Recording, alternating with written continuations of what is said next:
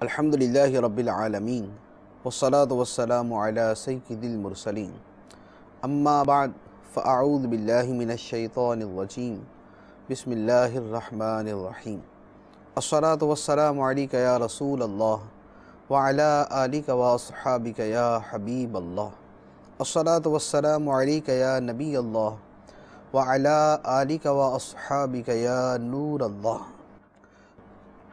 سرکار دو عالم نور مجسم صلی اللہ تعالی علیہ وآلہ وسلم کا فرمان علی شان ہے، جو مجھ پر ایک مرتبہ درود پڑھتا ہے اللہ عز و جل اس پر 10 رحمتیں نازل فرماتا ہے، اس کے 10 گناہ معاف فرما دیتا ہے اور اس کے 10 درجات بلند کر دیتا ہے۔ صلو علی الحبیب صلی اللہ تعالی علی محمد صلی اللہ علیہ وسلم۔ شان اولیاء کے سلسلے میں حاضر ہیں اور آج کا موضوع ہے ولایت کا تعارف اور حصول ولایت کا طریقہ۔ ولایت کیا ہوتی ہے اور ولی کیسے پہچانا جاتا ہے اور یہ ولایت کیسے حاصل کی جا سکتی ہے، اس کے حوالے سے کلام ہوگا۔ یہاں پر ایک وضاحت میں عرض کر دوں کہ ولایت کے بارے میں ہمارا عقیدہ یہ ہے کہ ولایت ایسی شے نہیں کہ جو آدمی کوئی عمل کرے اور اس کے بدلے کے اندر اس کو دے دی جائے، بلکہ ولایت اللہ تعالیٰ کی عطائے خاص ہوتی ہے۔ اسی لیے اسے کہتے ہیں کہ ولایت وہبی ہے، کسبی نہیں۔ کسبی کا مطلب یہ کہ آدمی اپنی کوشش کر کے ولایت کو حاصل کر لے، ایسا نہیں ہے۔ اللہ تبارک و تعالیٰ جسے چاہتا ہے ولایت عطا فرما دیتا ہے۔ ولی کا جو لفظ ہے اس کا معنی ہوتا ہے دوست، اور ایک اس کا معنی ہے مقرب، ایک اس کا معنی ہے مددگار۔ جب ہم یہ لفظ استعمال کرتے ہیں اللہ کے ولی، تو اللہ کے ولی کا مطلب ہوتا ہے اللہ تعالیٰ کا دوست، اور اللہ تعالیٰ سے جو بندہ قریب ہے، خدا سے جو قریب ہے اور جو خدا کا دوست ہے اسے ولی کہا جاتا ہے۔ ولی کی تعریف، ڈیفینیشن کیا ہے؟ شرح عقائد نسفی کے اندر اس کے بارے میں فرمایا گیا کہ ولی وہ ہے جو اللہ تعالیٰ کی صفات کی معرفت رکھنے والا ہو، صفات الہیہ کا عارف ہو، اللہ تعالیٰ کی صفات کو پہچانتا ہو، ان کی معرفت اسے نصیب ہو۔ دوسری بات ارشاد فرمائی کہ طاعتوں پر مواظبت کرے، یعنی وہ کام جو بندے کو خدا کے قریب کرنے والے ہیں اور وہ کام کہ جن پہ اللہ تعالیٰ راضی ہوتا ہے، ان کاموں کو ہمیشگی کی بنیادوں پر کرے، انہیں مسلسل کرے۔ یہ ولی کی تعریف کا دوسرا حصہ۔ تیسرا یہ ہے کہ ولی گناہوں سے بچنے والا ہو، وہ گناہوں کا ارتکاب نہ کرے، کبیرہ کا ارتکاب اصلاً نہ کرے اور صغیرہ پر اصرار سے بچے، اور اگر بالفرض اس سے اس کا صدور ہو جائے تو فوراً اللہ تعالیٰ کی بارگاہ میں رجوع کر لے۔ اور چوتھی بات ارشاد فرمائی کہ ولی وہ ہے جو نفسانی لذات اور خواہشات و شہوات میں منہمک نہ ہو، یعنی اس میں ڈوبا ہوا نہ ہو، کہ اپنی لذات اور اپنی خواہشات کے اندر ہی اگر ڈوبا ہوا تو ایسا شخص ولی نہیں ہو سکتا۔ یہ 4 باتیں یہاں پر ارشاد فرمائی گی۔ پہلی بات فرمائے گی کہ اللہ تعالیٰ کی صفات کی معرفت رکھتا ہو، دوسرا یہ ہے کہ نیکی کے کاموں پر ہمیشگی اختیار کرے، تیسرا یہ ہے کہ گناہ کے کاموں سے بچے، اور چوتھا یہ ہے کہ لذات اور شہوات میں منہمک نہ ہو، ان کے اندر ڈوب نہ جائے۔ یہ 4 باتیں جس کے اندر پائی جاتی ہیں وہ اللہ تعالیٰ کا ولی ہوتا ہے، اللہ تعالیٰ اسے اپنا دوست بنا لیتا ہے۔ ولایت کے معنی کے اندر چونکہ قرب کا مفہوم پایا جاتا ہے، ولی قریب، خدا کا ولی جو خدا سے قریب ہے۔ ولایت یا یوں کہہ لیں کہ قرب جو ہے وہ 2 طرح کا ہے، ایک قرب عام ہے، ایک قرب خاص ہے۔ قرب عام جو ہے، جو اللہ تعالیٰ کی طرف سے مخلوق کے لیے قرب عام ہے، وہ تو سب کو حاصل ہے۔ یعنی اللہ تعالیٰ قرآن پاک کے اندر ارشاد فرماتا ہے نحن اقرب الیہ من حبل الورید، ہم بندے کی شاہ رگ سے بھی زیادہ اس کے قریب ہیں۔ تو اللہ تعالیٰ ہر بندے کی شاہ رگ سے بھی زیادہ اس کے قریب ہے۔ اب وہ مسلمان ہو یا وہ کافر ہو، وہ مسلمان ہو یا وہ غیر مسلم ہو، اللہ تعالیٰ اس کے قریب۔ لیکن یہ کون سا قرب ہے؟ یہ قرب ہے کہ اللہ تعالیٰ اپنی سمع، اپنی بصر، اپنی قدرت اور اپنے علم کے اعتبار سے سب کے قریب ہے، کہ خدا کی قدرت ہر ایک پر حاوی ہے، خدا کا علم سب کو شامل ہے، یعنی اللہ تعالیٰ کے علم میں ہر کوئی ہے۔ اور اسی طرح دوسری آیت مبارکہ میں فرمایا گیا وَهُوَ مَعَكُمْ أَيْنَمَا كُنْتُمْ، اے لوگو تم جہاں کہیں بھی ہو وہ اللہ تمہارے ساتھ ہے۔ تو یہاں پر اللہ تعالیٰ کی معیت علم اور قدرت کے اعتبار سے، تو یہ قرب تو ہے کہ اللہ تعالیٰ بندے کی شاہ رگ سے بھی زیادہ اس کے قریب ہے، اور بندہ جہاں پر بھی ہو اللہ تعالیٰ اس کے ساتھ ہے۔ یہ قرب تو موجود ہے، لیکن یہ قرب عام ہے جس میں مسلمان کافر کی کوئی تخصیص نہیں۔ اولیاء کرام بھی اللہ تعالیٰ کے مقرب ہیں، وہ بھی خدا کے قریب ہوتے ہیں۔ انہیں جو قرب حاصل ہے وہ ایک قرب خاص ہے، پھر اس قرب خاص کے درجات ہوتے ہیں۔ کسی کو بالکل ابتدائی درجہ ملتا ہے، ابتدائی درجہ تو ہر مسلمان کو حاصل ہے، یعنی جو بھی کلمہ پڑھنے والا ہے، جو اللہ تعالیٰ پہ ایمان رکھنے والا ہے، وہ خدا کے قریب۔ اللہ تعالیٰ فرماتا ہے اللہ ولی الذین آمنوا، اللہ تعالیٰ مومنوں کا دوست ہے، مومنوں کا ولی ہے، مومنوں کا مددگار ہے، مومنوں سے قریب۔ یہ ولایت کا وہ درجہ ہے جو ہر مسلمان کو حاصل ہے، لیکن ہمارا کلام جن کے بارے میں ہے وہ ہے کہ جنہیں ہم اپنے عرف کے اندر ولی کہتے ہیں، جنہیں اصطلاح شرع کے اندر ہم ولی کہتے ہیں، وہ کہ جنہیں اولیاء کرام کے طور پر ہم پہچانتے ہیں۔ یہ اولیاء کرام کون سے ہیں؟ تو یہ اولیاء کرام کا خاص ایک درجہ ہے، اور یہ وہ ولایت ہے، یہ وہ قرب الہی ہے کہ جو ایک خاص قسم کا قرب ہے۔ اور یہ کن لوگوں کو حاصل ہے؟ جنہیں اللہ تبارک و تعالی قرآن پاک کے اندر حزب اللہ کے نام سے پکارتا ہے، الا ان حزب اللہ هم المفلحون، سن لو بے شک اللہ کا گروہ ہی کامیاب ہے۔ تو جنہیں اللہ تعالیٰ نے حزب اللہ فرمایا ہے، یہ حزب اللہ اولیاء اللہ ہیں، یہ اللہ تعالیٰ کے دوست ہیں جن کا ایک بطور خاص مرتبہ ہے۔ قرب خاص کن کو نصیب ہوتا ہے؟ جنہیں اللہ تعالیٰ قرآن پاک میں فرماتا ہے قد افلح المؤمنون الذین هم فی صلاتهم خاشعون، کہ یہ فلاح پانے والے مومن ہیں جن مومنوں کے یہ اوصاف ہے۔ آگے پھر بہت ساری آیات ہیں جن کے اندر ان کے اوصاف بیان کیے گئے، کہ جو اپنی نمازوں میں خشوع کرنے والے ہیں، جو اپنی نفس کا تزکیہ کرنے والے ہیں، جو اپنی پارسائی کی حفاظت کرنے والے ہیں، جو اپنے وعدوں کو پورا کرنے والے ہیں، جو امانتوں کو ادا کرنے والے ہیں، جو نمازوں کے اوپر ہمیشگی اختیار کرنے والے ہیں۔ تو یہ وہ لوگ ہیں کہ جنہیں اللہ تعالیٰ فلاح پانے والے مومنین کے لفظ کے ساتھ تعبیر فرماتا ہے۔ یہ وہ ہیں جن کو قرب خاص نصیب ہوتا ہے۔ اسی طرح یہ وہ اللہ تعالیٰ کے بندے ہیں جنہیں عباد الرحمن کہا جاتا ہے، رحمان کے بندے، جنہیں اللہ تعالیٰ فرماتا ہے کہ یہ رحمان کے خاص بندے ہیں، جن کے اوصاف پھر آگے اللہ تعالیٰ نے فرمایا کہ الذین یمشون علی الارض ہونا واذا خاطبهم الجاہلون قالوا سلاما، کہ جو زمین کے اوپر عاجزی کے ساتھ چلنے والے ہیں، جاہل ان سے بات کریں تو وہ انہیں جواب ہی نہیں دیتے، سلام کہہ کر گزر جاتے ہیں، جو اپنی راتیں اللہ کی بارگاہ میں قیام اور سجدہ کرتے ہوئے گزارتے ہیں۔ تو یہ ہیں اللہ تعالیٰ کا خاص قرب حاصل کرنے والے۔ اسی طرح یہ خاص قرب ان لوگوں کو ہے جن کے بارے میں اللہ تعالیٰ فرماتا ہے یحبہم و یحبونہ، اللہ ان بندوں سے محبت کرتا ہے اور یہ بندے خدا سے محبت کرتے ہیں۔ گویا اللہ تعالیٰ کے محبوب بھی ہیں اور خدا کے محب بھی ہیں۔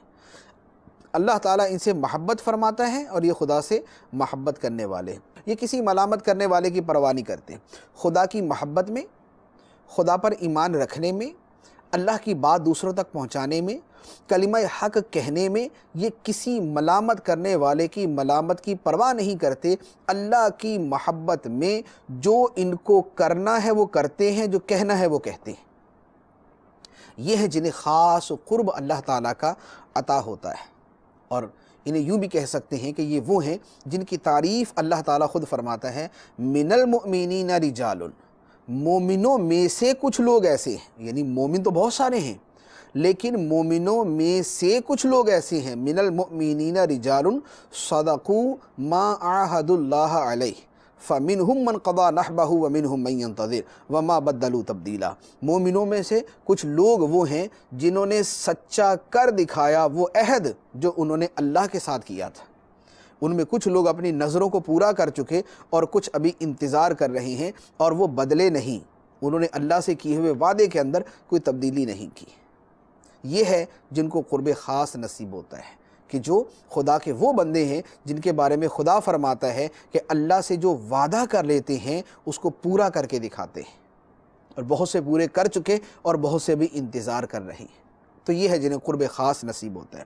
یا یوں کہہ لیں کہ یہ اولیاء کرام، یہ مقربین خاص وہ ہیں جنہیں اللہ تعالیٰ صادقین کے لفظ کے ساتھ تعبیر فرماتا ہے، جن کے بارے میں ہمیں فرمایا گیا یا ایھا الذین آمنوا اتقوا اللہ وکونوا مع الصادقین، اے ایمان والو اللہ سے ڈرو اور سچوں کے ساتھ ہو جاؤ، صادقین کے ساتھ ہو جاؤ۔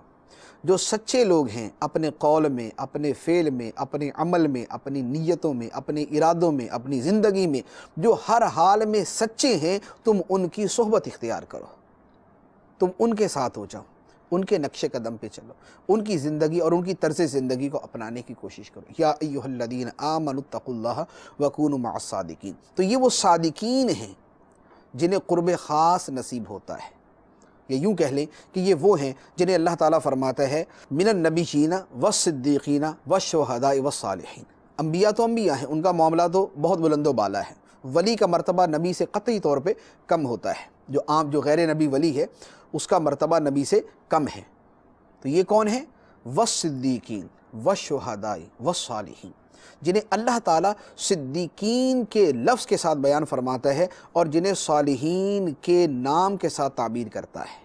یہ صالحین ہیں، یہ صدیقین ہیں، جن میں صدق کا اور صلاحیت کا مادہ پایا جاتا ہے، جن کے اندر سچائی پائی جاتی ہے، جن کے اندر اصلاح پائی جاتی ہے، جن کے اندر سنورنا پایا جاتا ہے، جن کے اندر اپنے آپ کو سدھارنا پایا جاتا ہے، جن کے اندر اپنے آپ کو صحیح رکھنا پایا جاتا ہے۔ یہ ہیں اللہ تعالیٰ کے وہ بندے جن کو قرب خاص نصیب ہوتا ہے۔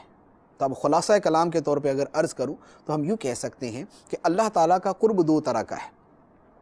ابتداءً وہ قرب کے جو ہر چیز کو حاصل ہے، خواہ وہ انسان ہے یا وہ غیر انسان ہے۔ وہ کیا ہے کہ اللہ تعالیٰ کا علم جو ہے وہ ہر شے کے ساتھ ہے، اللہ تعالیٰ کے علم میں ہر شے ہے، خواہ وہ انسان ہو خواہ وہ غیر انسان ہو۔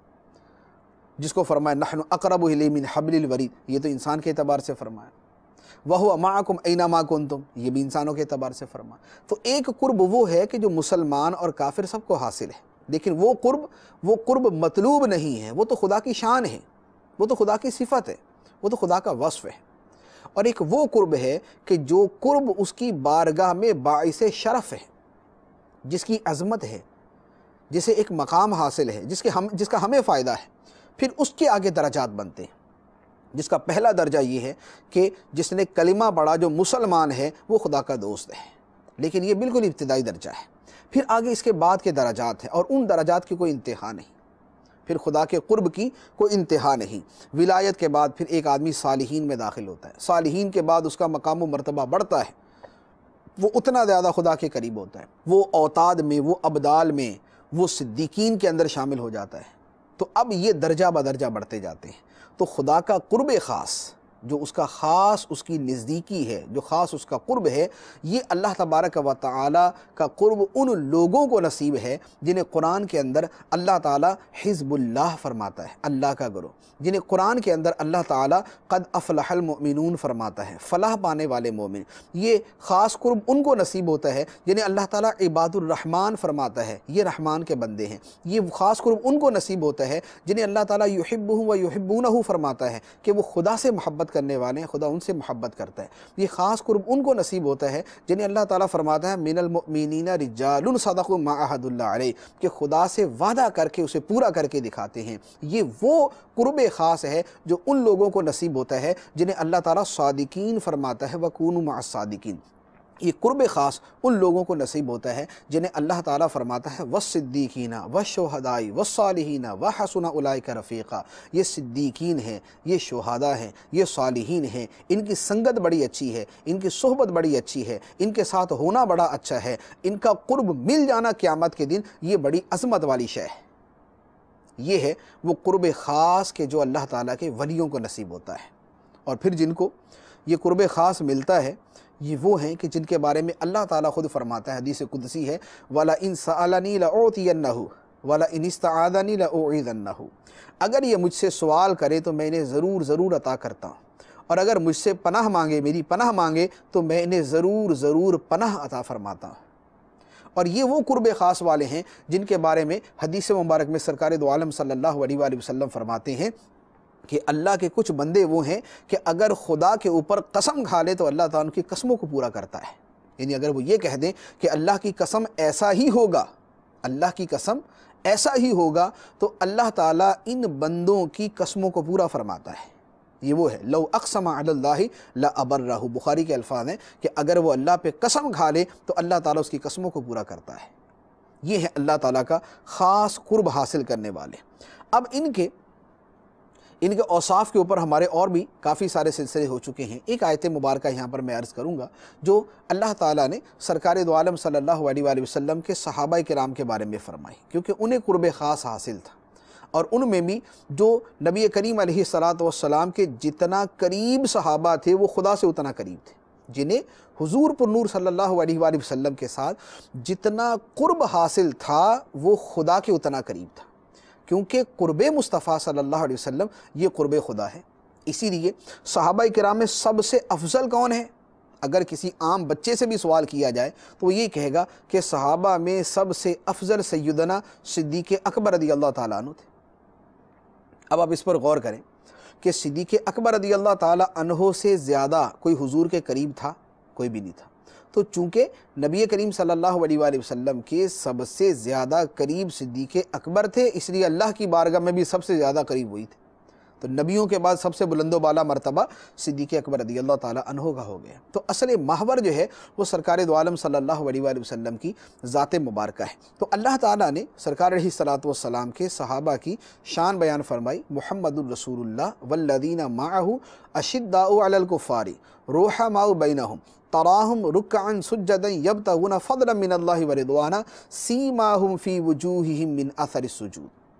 ارشاد فرمایا کہ محمد اللہ کے رسول ہیں، اور جو آپ کے ساتھی ہیں، جو حضور کے صحابہ ہیں، فرمایا کافروں کے مقابلے میں تو بڑے سخت ہیں، میدان جنگ میں پیٹھ دکھا کے بھاگنے والے نہیں، وہاں پر بڑے مضبوط ہیں۔ رحماء بینہم، لیکن آپس کے اندر بڑے رحم دل ہوتے ہیں، آپس کے اندر بڑے شفیق ہوتے ہیں، بڑے کریم ہوتے ہیں، بڑے نرم ہوتے ہیں، بڑا ایک دوسرے کا خیال کرنے والے ہیں۔ اور ان کی شان کیا ہے؟ فرمایا تراہم رکعا سجدا، تم انہیں دیکھو گے حالت رکوع میں اور حالت سجدہ میں۔ یہ رکوع اور سجدے کے اندر رہتے ہیں، کیوں؟ یبتغون فضلا من اللہ ورضوانا، یہ اللہ تعالیٰ کا فضل تلاش کرتے ہیں اور خدا کی خوشنودی تلاش کرتے ہیں، خدا خوش ہو جائے، خدا راضی ہو جائے ہم سے۔ یہ خدا کی رضا کے طالب ہوتے ہیں، یہ خدا کے سچے طالب ہوتے ہیں، یہ مولا کو طلب کرنے والے ہوتے ہیں، یہ طالب مولا ہوتے ہیں۔ یبتغون فضلا من اللہ ورضوانا۔ اور اللہ تعالیٰ فرماتا ہے کہ سیماہم فی وجوہہم من اثر السجود، ان کی نشانی، یہ جو مقربین بارگاہ الہی ہیں، جو حضور صلی اللہ علیہ وآلہ وسلم کے قرب کے صدقے خدا کے قریب ہیں، جو حضور علیہ السلام کی پیروی کے صدقے خدا کی بارگاہ میں پسندیدہ ہیں، فرمایا کہ سیماہم فی وجوہہم من اثر السجود، ان کی نشانی ان کی پیشانیوں کے اندر موجود ہے سجدوں کے نشان سے، سجدوں کے نشانات ان کی پیشانیوں میں موجود ہیں۔ سجدے کرنے کی وجہ سے اللہ تعالیٰ جو انہیں نورانیت عطا فرماتا ہے وہ ان کی پیشانیوں سے ظاہر ہوتی ہے۔ اور یہی اولیاء کرام کے اوصاف ہے کہ وہ خدا کے دشمنوں کے مقابلے میں بڑے سخت ہوں گے، آپس میں بڑے نرم دل ہوں گے، رحیم ہوں گے، شفیق ہوں گے، کریم ہوں گے، عیب چھپانے والے ہوں گے، معاف کرنے والے ہوں گے، درگزر کرنے والے ہوں گے، اور اس کے ساتھ رکوع اور سجدے کے اندر مصروف رہنے والے ہوں گے۔ عبادت کا شوق ہوگا، عبادت کی لگن ہوگی، عبادت سے محبت ہوگی، خدا کی یاد ان کے دلوں کا چین ہوگا، اللہ کا ذکر کر کے ان کے دلوں کو سکون ملتا ہوگا۔ یہ اللہ کے ولیوں کی پہچان ہے، اور یہ ہے ولایت کے مفہوم کے اندر جو چیزیں شامل ہیں، جن کو قرب خاص نصیب ہوتا ہے ان کی حالت یہ ہوتی ہے۔ اور ان کی نورانیت ان کی پیشانیوں سے ظاہر ہوتی ہے۔ ولی کا چہرہ دیکھ کر خدا یاد آتا ہے، ولی کا چہرہ دیکھ کر خدا یاد آتا ہے۔ تو یہ ہے اولیاء کرام کے اوصاف، اور یہ ہیں ولیوں کی پہچان کی کچھ علامات کہ جن کے ذریعے بندہ اللہ کے ولیوں کو پہچان لیتا ہے۔ اچھا، پھر بہت سارے لوگوں نے پھر بہت ساری تعریفات کی ہیں کہ ولی یہ کرتا ہے، ولی یہ کرتا ہے، اس میں ہزاروں کی تعداد میں اقوال ہیں۔ ایک آدھ صرف میں عرض کروں گا کہ فرمایا کہ ولی کے خصوصی 3 اوصاف ہوتے ہیں۔ ہر بات میں خدا پر اعتماد کرتا ہے، اس کا اعتماد، اس کا توکل اور اس کا بھروسہ دنیا پر نہیں ہوتا، دنیا کے لوگوں پر نہیں ہوتا، ہر حال میں خدا پہ بھروسہ کرنے والا، اس کا اعتماد اللہ پہ، اور اللہ پر اعتماد ہی اس کی زندگی کا سہارا اور ستون ہوتا ہے۔ اسی ستون اور سہارے پر وہ اپنی ساری زندگی گزارتا ہے۔ دوسری بات، وہ ہر بات میں اللہ ہی کی طرف محتاج ہوتا ہے، اس کی احتیاج اور اس کا ہاتھ پھیلتا ہے تو خدا کی بارگاہ میں پھیلتا ہے۔ وہ دنیا کے لوگوں کے سامنے اپنی حاجات نہیں پیش کرتا پھرتا کہ مجھے یہ مسئلہ ہے، مجھے یہ پریشانی ہے، میرا یہ درد دور کر دیں، میرا یہ مسئلہ حل کر دیں۔ اس کو جو حاجت پیش آتی ہے وہ خدا کی بارگاہ میں عرض کرتا ہے۔ خدا مسبب الاسباب ہے، وہ خالق کائنات ہے، اس نے لوگوں کے دلوں کو اس کی طرف پھیر دینا ہے۔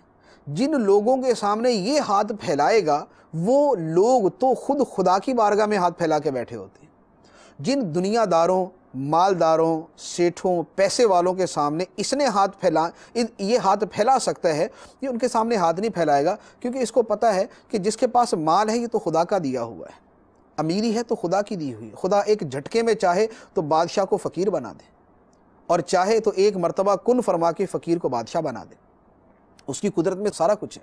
تو اس کی احتیاج اور اس کی محتاجی صرف اللہ کی بارگاہ میں ہوتی ہے۔ وہ سوال کرتا ہے تو خدا سے کرتا ہے، وہ رجوع کرتا ہے تو خدا کی بارگاہ میں رجوع کرتا ہے۔ اور تیسری بات یہ ہے کہ وہ ہر بات میں اللہ ہی کی طرف رجوع کرتا ہے، دنیا والوں کے ساتھ اس کا تعلق نہیں ہوتا، وہ خدا کی بارگاہ میں رجوع کرنے والا ہوتا ہے۔ تو یہ 3 اوصاف اولیاء کرام کے بیان کیے گئے، اور حقیقت یہ ہے کہ کسی بھی سچے ولی کو، جو حقیقی ولی ہو، اس سچے ولی کی آپ سیرت کو دیکھیں گے، آپ کو یہ تینوں باتیں نظر آئیں گی۔ اس کا توکل خدا پہ ہوگا، دنیا پہ نہیں ہوگا۔ اس کی احتیاج اللہ کی بارگاہ میں ہوگی، لوگوں کے سامنے نہیں ہوگی۔ وہ ہر بات میں اللہ کی طرف رجوع کرے گا، لوگوں کی طرف رجوع نہیں کرے گا۔ پھر ایک اور بڑا پیارا وصف جو اولیاء کرام کا ہوتا ہے، کیونکہ ولی جو ہے ولایت کے اندر ایک محبت کا معنی بھی پایا جاتا ہے، یعنی ولایت کے اندر ایک محبت کا معنی بھی ہے کہ ولی خدا سے محبت کرنے والا ہوتا ہے اور خدا کا محبوب ہوتا ہے۔ اب ولی جب خدا سے محبت کرتا ہے تو اس محبت میں اس کا ایسا استغراق ہوتا ہے، یعنی وہ اس محبت میں ایسا ڈوب جاتا ہے کہ ہر شے کے اندر اسے خدا کے جلوے نظر آتے ہیں۔ ہر شے کو وہ اس اعتبار سے دیکھتا ہے کہ یہ تو میرے مولا کی نشانیاں ہیں، یہ تو خدا کی قدرت کے اوپر دلالت کرنے والی چیزیں ہیں۔ قرآن پاک کی 20 آیات، 20 نہیں بلکہ سینکڑوں آیات ہیں جن میں اللہ تعالیٰ نے فرمایا آسمان کو دیکھو، خدا کی قدرت اس میں دیکھو، زمین کو، عرش کو، فرش کو، بہت ساری چیزیں بیان کی گئی ہیں، جانور ہیں، انسان ہے، دودھ ہے، شہد کی مکھی ہے، اور جتنی بھی چیزیں ہیں اللہ تعالیٰ نے ان میں تفکر کرنے کا فرمایا۔ کیوں تفکر کرنے کا؟ اسی لیے فرمایا کہ ان تمام اشیاء کے اندر خدا کی قدرت کا نظارہ ہوتا ہے۔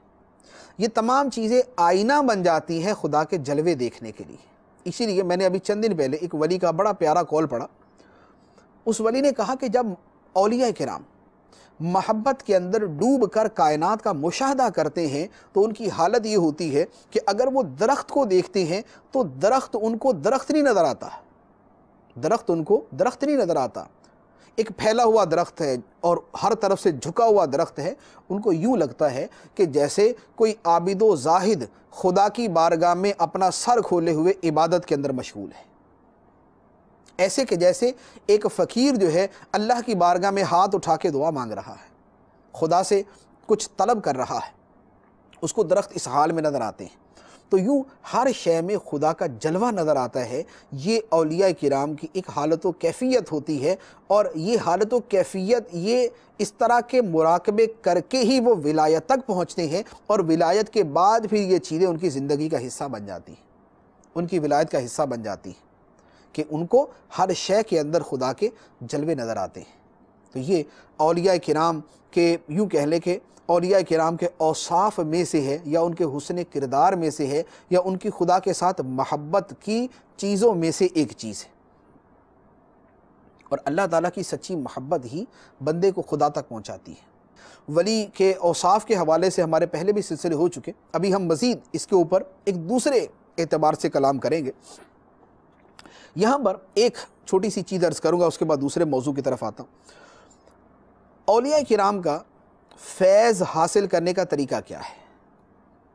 ہم ولیوں کو مانتے ہیں، ولیوں کے فیض کو بھی تسلیم کرتے ہیں، اور ولیوں کا فیض ملتا بھی ہے، ان کے مزارات پہ جاتے ہیں، اللہ کی بارگاہ میں ان کا وسیلہ پیش کرتے ہیں، یہ ساری چیزیں درست اور جائز۔ لیکن ہم اللہ تعالیٰ کے ولیوں کا زیادہ سے زیادہ فیض کیسے حاصل کر سکتے ہیں؟ اس کے لیے صرف میں ایک دو چیزیں عرض کروں گا۔ اس کی بنیاد اس کے اوپر ہے کہ ولیوں کے دلوں کے ساتھ مشابہت پیدا کی جائے، اولیاء کرام کے دلوں کے ساتھ مشابہت پیدا کی جائے، ہمارے دل جو ہے ان کے دلوں کے مشابہ ہو جائیں، بعینہ ویسے ہو جائیں، اللہ کرے کہ ہو جائیں، لیکن چونکہ یہ ایک ذرا بڑا کام ہے تو یوں کہیں کہ ہم کچھ نہ کچھ جو ہے وہ اپنے دلوں کو ان کے دلوں کے ساتھ مشابہ کریں، تو ان کا فیض اتنی تیزی کے ساتھ ہماری طرف آنا شروع ہوگا، کیونکہ ایک مناسبت پیدا ہو جاتی ہے، ایک آپس کے اندر ایک قسم کی جو ہے وہ ایک اس طرح کی کیفیت پیدا ہو جاتی ہے کہ جس میں ادھر کے فیوز کا اس طرح منتقل ہونا جو ہے وہ زیادہ تیز ہو جاتا ہے۔ اب وہ قلوب اولیاء کے ساتھ مشابہت کیسے پیدا کی جا سکتی ہے؟ اس میں سب سے اہم چیز تو اپنے دل کی صفائی ہے، نمازوں کے ذریعے، نوافل کے ذریعے، عبادت کے ذریعے، ذکر اللہ کے ذریعے اپنے دلوں کو ان چیزوں کا عادی بنایا جائے جن چیزوں کے عادی اولیاء کرام کے دل ہوتے ہیں، تو اپنے دلوں کو اس طرح کا کیا ہے۔ پھر اس کے ساتھ خلوت کے اندر تسبیحات کا التزام کیا جائے، تنہائی کے اندر بیٹھ کے خدا کو یاد کیا جائے، کلمہ طیبہ ہے، سبحان اللہ و بحمدہ ہے، درود پاک پڑھنا ہے، اور اس طرح کے جو اذکار ہیں یہ تنہائی کے اندر یہ تسبیحات اور یہ اذکار کیے جائیں، کیونکہ اولیاء کرام کے معمولات یہ تھے۔ تو جب ہم یہ کرنے جاتے ہیں تو ہمارا دل جو ہے ایک مشابہت اختیار کرنا شروع کر دیتا ہے۔ پھر اس کے ساتھ اپنے نفس کی لذات میں کمی کی جائے، ایسا نہیں ہے کہ جو کھانے کو دل کیا وہ کھانا ہی کھانا، جو پہننے کو دل کیا وہ پہننا ہی پہننا، جو کرنے کو دل کرتا ہے وہ کرنا ہی کرنا، خواہ جائز ہو یا ناجائز۔ اپنی ناجائز خواہشات و لذات کو تو بالکل سائیڈ میں کر دیا جائے، اور جو جائز خواہشات و لذات ہیں ان کے اندر کچھ کمی کی جائے، تاکہ ہمارے دل جو ہے وہ اولیاء کرام کے دلوں کے زیادہ سے زیادہ مشابہ ہو سکے۔ پھر اللہ تعالیٰ کی نعمتوں کا استحضار کیا جائے، یعنی خدا کی نعمتیں یاد کی جائیں، اللہ تعالیٰ کے احسانات یاد کیے جائیں، اور ان احسانات کو اپنے دلوں کے اندر جب بار بار ہم حاضر کرتے ہیں، جب بار بار ان کو یاد کرتے ہیں تو خدا کی محبت پیدا ہوتی ہے، اور اولیاء کرام کے دلوں میں بھی خدا کی محبت ہوتی ہے۔ جب ادھر بھی محبت پروان چڑھے گی اور وہاں بھی محبت موجود ہے تو یہ دونوں محبتیں ایک دوسرے کے مشابہ ہوں گی، پھر جو فیض کا سلسلہ ہوگا وہ عام روٹین سے بہت زیادہ ہوگا۔ اسی طرح اولیاء کرام کی بارگاہوں میں اپنے آپ کو یوں سمجھے کہ ہم اللہ کے ولیوں کی بارگاہ میں موجود ہیں، اور وہ جو فرما رہے ہیں وہ ہم سن رہے ہیں، ان کے نکلے ہوئے الفاظ ہمارے دلوں پہ اثر کر رہے ہیں، اور ان کے دلوں سے فیض کا دریا جو ہے وہ ہمارے دلوں کی طرف منتقل ہو رہا ہے۔ جب آدمی بار بار اس بات کا مراقبہ کرتا ہے، اس بات کو سوچتا ہے، جسے تصور شیخ کہہ لیں یا تصور ولی کہہ لیں، جب یہ بار بار کرتا ہے تو وہاں پر پھر راستہ ہموار ہو جاتا ہے، پھر آپس کے اندر ایک تعلق قائم ہو جاتا ہے، پھر ولی کے دل کے فیوز جو ہے وہ عام آدمی کے دل کی طرف آنا شروع ہو جاتے ہیں۔ تو یہ ایک بڑا آسان سا طریقہ ہے جس سے اولیاء کرام کا فیض جو ہے وہ حاصل کیا جا سکتا ہے۔ اللہ تبارک و تعالی ہمیں ولیوں کی سچی پہچان بھی نصیب فرمائے، اور اولیاء کرام کا زیادہ سے زیادہ فیضان حاصل کرنے کی بھی توفیق عطا فرمائے۔ آمین بجاہ النبی الامین صلی اللہ علیہ وسلم۔